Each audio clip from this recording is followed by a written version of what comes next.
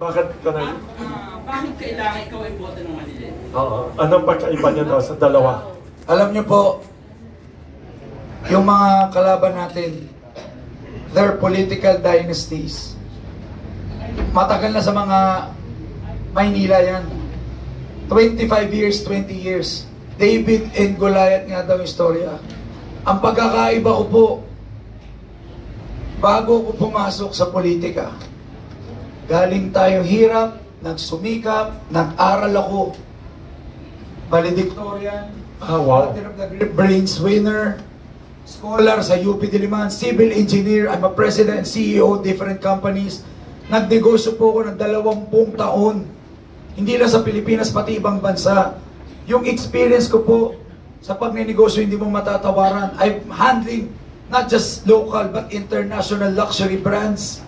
Ibang lahi nagtiwala sa akin.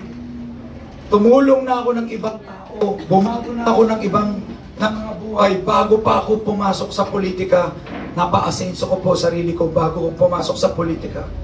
Yan ang kaibahan ko kasi sila pumasok sa politika, tsaka doon, yung iba nga hindi nakapag-aral, tsaka palang nag-aral, ma'am. Imaginin mo yung pamumuno mo sa buong buhay ng mga Manilenyo, ipapamuno mo sa isang di nakapag-aral, tapos saka pala mag-aaral, tsaka pala magse-seminar. Seminar lang naman po yung mga ginawa eh. Kahit na sabihin Harvard, kahit sabihin ganito, pumunta ka lang doon ng ilang araw, kala mo nag-aaral ka na.